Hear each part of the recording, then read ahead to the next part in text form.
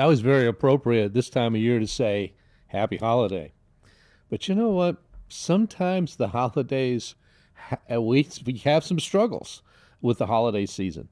And what I'm trying to encourage you with is what are some practical strategies? What are some philosophies, important concepts that we need to remember during this holiday season? We just got done with Thanksgiving.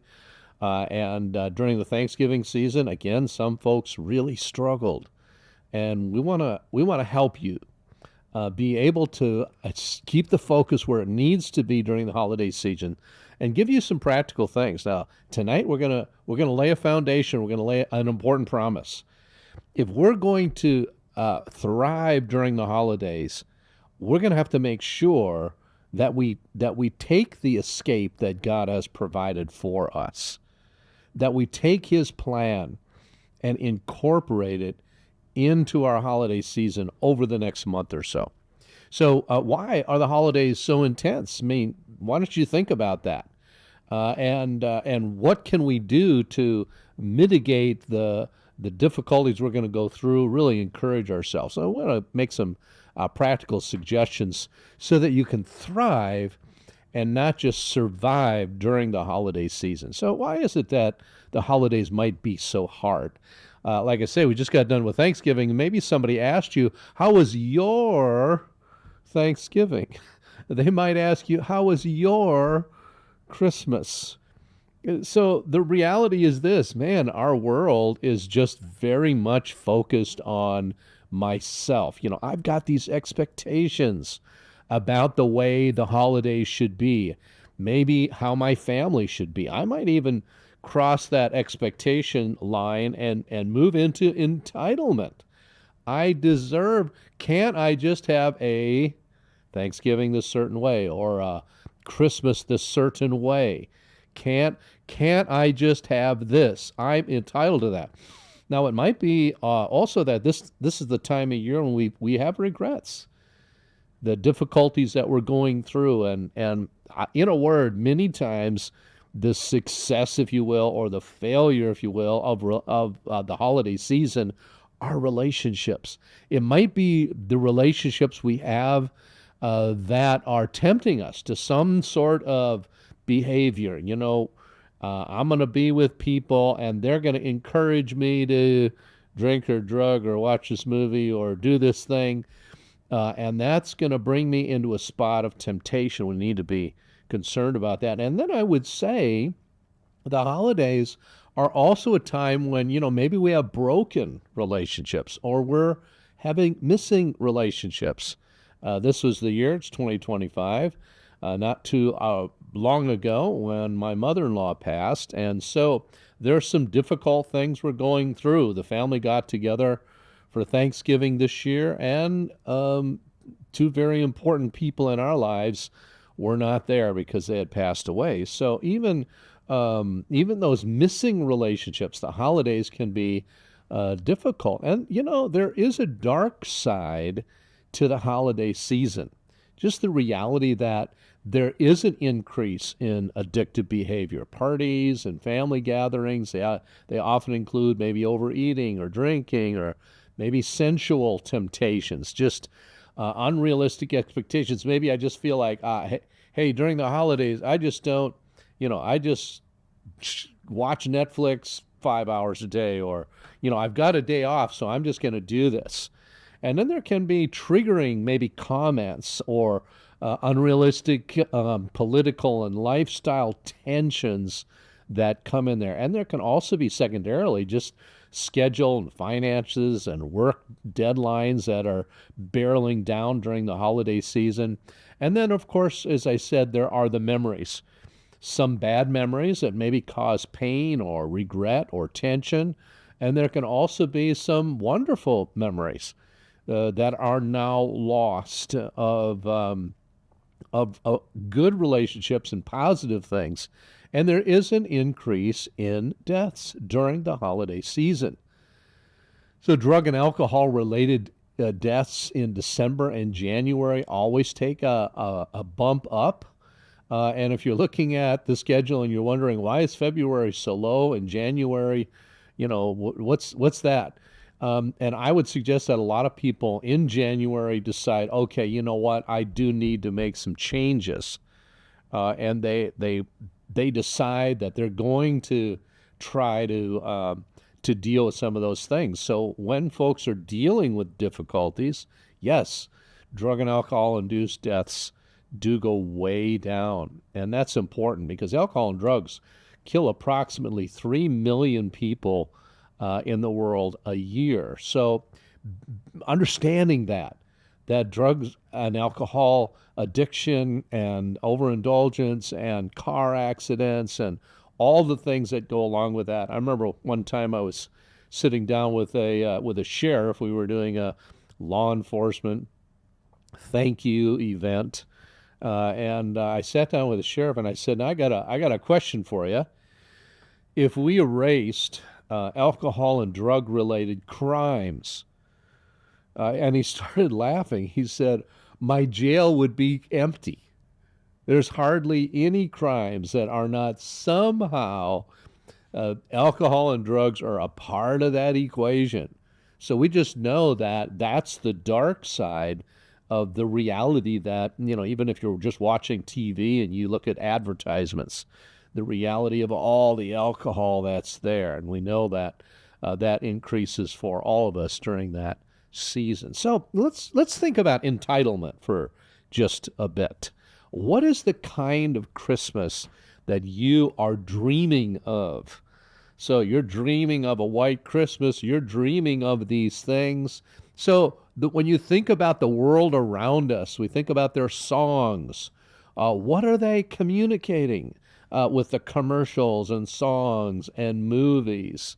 What does your family upbringing teach you about what a perfect Christmas would be? How are they, the way you grew up, informing your expectations? And how might those ideas play into a sinful or addictive choice? Now I'm going to bring you to a passage of Scripture in 1 Corinthians chapter 10. We probably know it best because the last verse we're going to look at talks about a temptation that is not too strong. God is going to give us a way of escape. So I want to talk about that for a minute here in this passage. Now, he begins, and I'm kind of middle sentence here because Paul's been giving us some Old Testament examples, and he says these things became our example. Well, why did he give us all these examples? So that we wouldn't lust after evil things as they lusted. It's a learn from the testimony and example of these people rather than your own personal experience. Don't become idolaters. Now, let me just segue here and remind you that probably an addiction or a compulsive action is probably best defined as an idol. That's where I run for relief. That's where I go. So anything we run to becomes our God, our idol. So he says, don't become idolaters as some of them. They sat down to eat and drink, rose up to play, which, is a kind of a euphemism, a way to say exactly what was going on. A lot of drunkenness and a lot of sexual activity. And then verse number 8 says, don't let us, nor let us commit sexual immorality, as some of them did. And one day, 23,000 people died. And don't let us tempt Christ. Now, this is, again, Old Testament, but it's the same idea. As some of them tempted Christ, they were destroyed by serpents. And then one that bites us, a contemporary issue. Don't be a complainer, as some of them complained and were destroyed by the destroyer. Oh boy, that's a temptation that I have, and the holidays can be that too, where we just get a kind of a complaining attitude about things. Now he's going to repeat himself and says, all these things happened as an example, and they were written for our admonition. So he's giving us a warning here. Upon whom, and you and I are actually living in the last age that God has for us. And then that pivotal word in verse 12, therefore, Let him who thinks he stands take heed lest he fall. Oh, there's a warning in there, friend, that any of us can be susceptible, especially maybe during the holiday season, to fall back into a sin. So we can't just, oh, this will be fine, I'll be fine. And then what a tremendous promise in verse 13. God is going to sovereignly work so that no temptation will just overtake you. And here's a couple reminders. One, the temptations you and I are facing are not unique. The devil wants to get into our head and say, well, you're a special case here. You're suffering more than any other human being. You're going through this difficult temptation and nobody's been tempted like you are. Well, no, it's pretty universal. All of us are sinners. All of us can be tempted. But we're not going to be tempted above what we're able. That's sovereign, precious promise of God that Peter talks about in 2 Peter chapter 1. But God is going to be faithful. He'll not allow you to be tempted above what you're able, but will with the temptation. Oh boy, sometimes we say, oh, I want to be, I want to never be tempted again. No, we can pray, God, keep me from temptation. That's a wonderful prayer that Jesus himself instructed us to pray. But he will, with the temptation, make a way of escape so that you can bear it. Now, here's the problem. Many times the escape plan, friend, is something we need to take early. Illustration comes to my mind. We used to work up at a camp, Brenda and I, which was up on the Pennsylvania Turnpike. We had to get on the tollway and travel up north, and then we took an exit off of that, and we would get to the camp. However, sometimes, probably because I drove it so many times, I'd get distracted and I would miss the exit. Well, if you missed the exit, it meant at least 45 minutes to an hour because you couldn't turn around on the tollway. You had to go all the way up to the next tollway, pay the toll, then get back on the freeway, the tollway, and come back down and take the exit. So if we miss the exit, yeah, maybe the exit strategy that you need, that escape that you need, is something that you need to find earlier. It might be, for instance, better eating habits, better sleeping habits. It might be making a plan before you get to the holiday event of how you're going to do it. We're going to talk about that, by the way, next week. Some super practical things that you can do, finding that way of escape so we can bear it. So what can I do to find that escape route? What's my escape route? I hear people say, I've been clean and sober for years and years. I'm good. That person might fall, but not me. I'll be just fine. Versus this kind of attitude. Lord, I know I need you every moment. I could fall. I don't want to have confidence in myself. I want to have confidence in you. Help me to be humble and wise, to see the way of escape this holiday season and take it. So the number one thing we need to do is recognize any of us can fall. Consider Peter. So he said, though others fall, I would never. And then John 21, he goes fishing again, even though he has a mission he needs to fulfill. And even much later in Galatians 2. So let's look at a couple of those. I want to remind you that Peter said to Jesus, even if all men stumble, I will not. And Jesus said to him that day, this night, before the rooster crows twice, you'll deny me 3 times. So the reality is, Peter spoke vehemently, said, even if I have to die with you, I'll never deny you. Oh boy, watch out for that never. And then I want to remind you again of Galatians. And any of us can have this kind of Galatians sort of moment. So this is much later. Peter's been restored. In fact, Peter's in ministry now. And when Peter comes to visit Paul in Antioch, Paul rebukes him, withstood him to the face, because he was to be blamed for Certain men came from James, that would have been the pastor at Jerusalem. And Peter was fine eating with the Gentiles, but when they came, Peter withdrew and separated himself, fearing those Jews would look down on him, right? The people of the circumcision. And the rest of the Jews also played the hypocrite with him. He influenced others, just like the going fishing episode.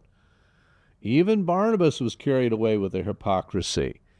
But when I saw that they were not straightforward about the truth of the gospel, I said to Peter before them all, if you being a Jew live in the manner of the Gentiles, not as the Jews, why do you compel Gentiles to live as the Jews? So even in that situation, Peter, got caught up in that moment there, a moment when maybe friends or family or former religious traditions stumbled him. He needed to take that way of escape, that escape route. Now, it might be your past social norms around the holidays. Maybe the way your family, well, I want to get together with family for Christmas. Okay, but you're going to have to make sure that you are in a spot where you're able to do that. It might be a former religion or a lack of religion in your unbelieving past. And you're in that situation, and we're tempted because we didn't take the escape route early enough. It might be some sinful practice that you used to indulge in, and now that you're a new creature in Christ, now that you're growing in Christ likeness, you realize that you could slip back into that. So our goal should be this: get your focus on Christ during the holiday season. Really lean into that. In the self-medication, even if you're grieving a loss of a relationship, you're grieving a person, don't escape that reality by drinking and drugging and watching movies or whatever it is that is your escape plan. Escape to Jesus. Escape to Him. Let your reality be transformed by God. And in a phrase, you're going to have to maximize the truth and minimize the lies that are inside of you, the lies that are around you. And yeah, that might be music and movies, just kind of being smart about that. And live in the present in light of your future in heaven. Live in relationships that are going to move you forward. Yes, you might have to limit some of your normal holiday relationships to have that way of escape, so you don't fall into that trap. So this holiday season, let's have some different objectives, some different expectations, some different desires. It's not about recreating that Hallmark moment of a fanciful movie. It's about grasping what Christ has done for you, right? It's about being motivated by your present position, your future possession, and living in light of that. So we got to be willing to say goodbye to guilt and shame and regret, accept God's forgiveness. We want to die to entitlements and bitterness and anger by granting forgiveness. So we're accepting God's forgiveness and we're granting forgiveness in light of that. So the reality is you've got your addiction, maybe that's another choice that's inconsistent with God's plan. And then there's triggers. There's those slippery slopes that often lead to that addictive choice. And the real important reality is, God, help me to make positive choices that insulate even from the triggers.